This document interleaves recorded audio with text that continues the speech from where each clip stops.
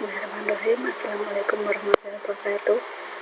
Nama saya Sri Mulyani, mahasiswa Program Studi Manajemen Fakultas Ekonomi Universitas Janabatra Jakarta. Di sini saya akan mempresentasikan mengenai UMKM sebagai pelengkap tugas mata kuliah manajemen UMKM. Yang pertama, kita mulai dari pengertian. Usaha mikro adalah usaha produktif milik orang, perorangan, dan atau badan usaha perorangan yang memenuhi kriteria usaha mikro sebagaimana diatur dalam undang-undang. Usaha kecil adalah usaha ekonomi produktif yang berdiri sendiri yang dilakukan oleh orang perorangan atau badan usaha yang bukan merupakan anak perusahaan atau bukan cabang perusahaan yang dimiliki, dikuasai atau menjadi bagian baik langsung maupun tidak langsung dari usaha menengah atau usaha besar yang memenuhi kriteria usaha kecil sebagaimana dimaksud dalam undang-undang.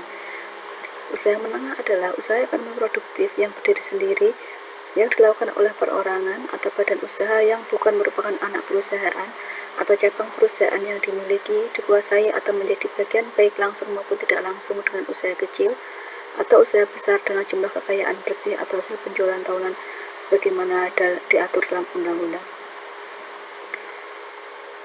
Usaha mikro, kecil, dan menengah atau sering disebut UMKM merupakan kegiatan usaha yang mampu memperluas lapangan kerja dan memberikan layanan ekonomi secara luas kepada masyarakat, berperan dalam proses pemerataan dan peningkatan pendapatan masyarakat, mendorong pertumbuhan ekonomi dan mewujudkan stabilitas ekonomi nasional. Dasar hukum, UMKM memiliki undang-undang tersendiri, yakni UU Nomor 20 Tahun 2008 tentang UMKM. Undang-Undang Republik Indonesia Nomor 20 Tahun 2008 tentang Usaha Mikro, Kecil, dan Menengah disahkan oleh Presiden Susilo Bambang Yudhoyono pada tanggal 4 Juli 2008 di Jakarta.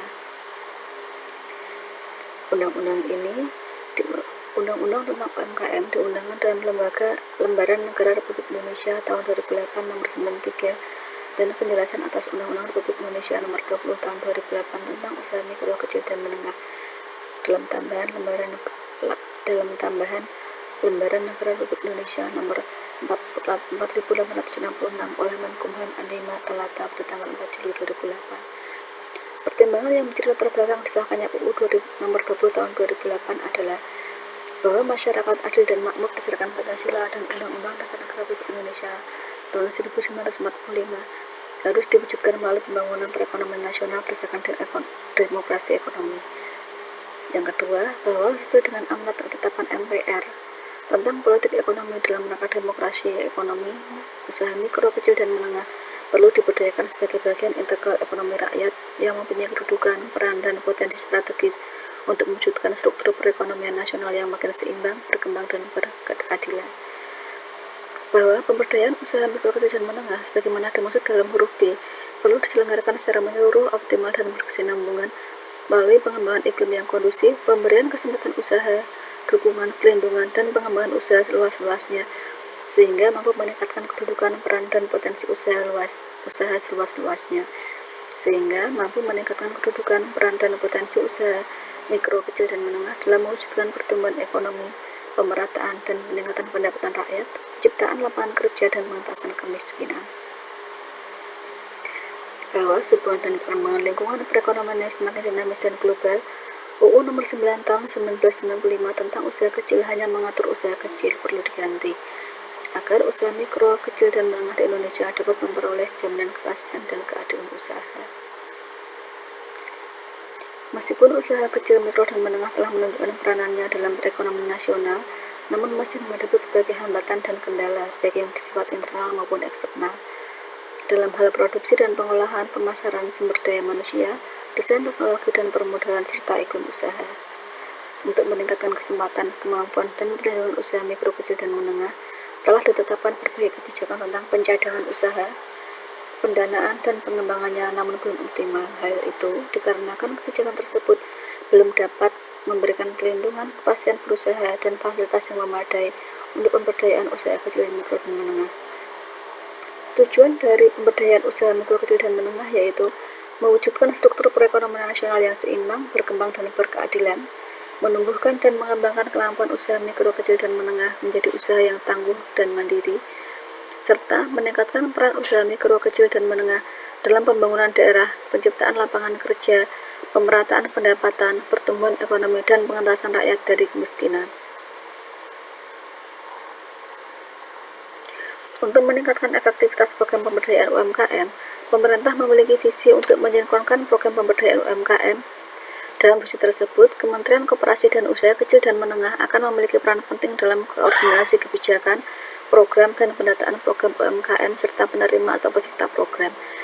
Namun, untuk melaksanakan koordinasi dengan baik, Kementerian Koperasi dan UMKM memerlukan dukungan dalam bentuk peraturan dan perubahan kelembagaan. Salah satunya adalah menaikkan level organisasi sebagai koordinator pelaksana program pemberdayaan UMKM, sehingga memungkinkan kementerian atau lembaga teknis untuk melaporkan program dan data kepada Kementerian Koperasi dan UMKM.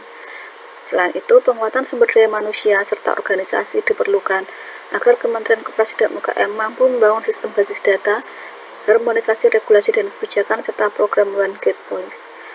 Pengalaman Malaysia, India, dan Taiwan menunjukkan bahwa komitmen untuk mengembangkan UMKM tingkat tinggi dan berskala nasional merupakan langkah awal yang sangat penting untuk memulai sinkronisasi program, baik melalui lembaga tersendiri maupun melalui kementerian. Kajian ini merumuskan beberapa langkah yang dapat ditempuh untuk mewujudkan sinkronisasi program pemberdayaan UMKM di Indonesia. Di antaranya, membuat komitmen bersama secara nasional dan tingkat tinggi untuk pengembangan UMKM. Pembentukan Dewan Nasional Pengembangan UMKM yang diketahui oleh Presiden merupakan salah satu opsi untuk mewujudkan komitmen tingkat tinggi tersebut.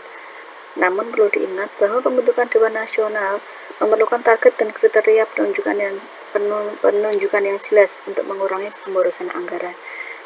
Penyesuaian aturan mengenai kelembagaan Kementerian Koperasi dan UMKM sebagai koordinator pelaksanaan dan penyelarasan program pemberdayaan UMKM di Indonesia. Penguatan kelembagaan diperlukan agar Kementerian Koperasi dan UMKM memiliki kewenangan dan kapasitas melakukan fungsi koordinasi lintas sektor, termasuk untuk membangun basis data program terpadu serta mekanisme pelaporan program pemberdayaan UMKM lintas sektor dalam One Gate Policy. Beberapa hal yang dipandang yang perlu dilakukan adalah amandemen Undang-Undang Nomor 20 Tahun 2008 dengan tambahan pasal yang menyatakan bahwa Kementerian Koperasi dan UMKM adalah koordinator pelaksana keseluruhan program pemberdayaan UMKM tingkat nasional dan berhak menyelenggarakan sistem basis data terpadu lintas sektor serta pengawasan dan evaluasi program. Meningkatkan kategori kewenangan Kementerian Koperasi dan UMKM menjadi kategori 1 untuk melaksanakan fungsi penyelenggaraan kebijakan khusus UMKM. Meningkatkan alokasi anggaran Kementerian Koperasi dan UMKM untuk membangun basis data dan pelaporan program pemberdayaan UMKM lintas sektor di tingkat nasional dan daerah. Selain itu, membangun basis data terpadu program pemberdayaan UMKM tingkat nasional dan daerah. Setelah memiliki kewenangan koordinasi melalui tahap penyesuaian aturan, Kementerian Koperasi dan UMKM dapat melakukan koordinasi penyusunan basis data terpadu program pemberdayaan UMKM yang komprehensif antar sektor di tingkat nasional dan daerah. Kemudian, Kementerian Koperasi dan UMKM kemudian dapat mengidentifikasi tumbang tindih penerima program serta menentukan kebutuhan program untuk berbagai jenis UMKM. Selanjutnya yaitu membangun sistem pemantauan dan evaluasi program pemberdayaan UMKM. Kementerian Koperasi dan UMKM akan membangun dan menjalankan sistem pemantauan dan evaluasi tersebut serta memberikan umpan balik bagi kementerian atau lembaga dalam melaksanakan program dan mencapai target.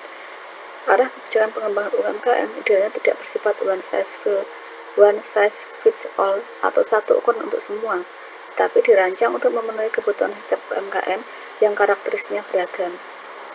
Sebagai contoh, untuk memenuhi kebutuhan setiap UMKM yang karakteristiknya beragam,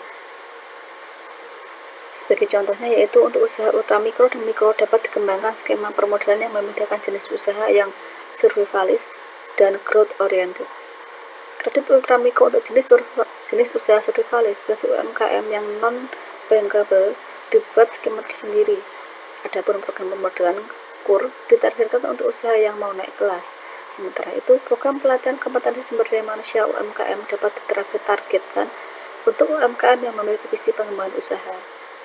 Desain program akan lebih aktif bila melibatkan asosiasi atau pelaku dan pendamping UMKM. Demikian tadi presentasi dari saya, semoga bermanfaat. Assalamualaikum warahmatullahi wabarakatuh.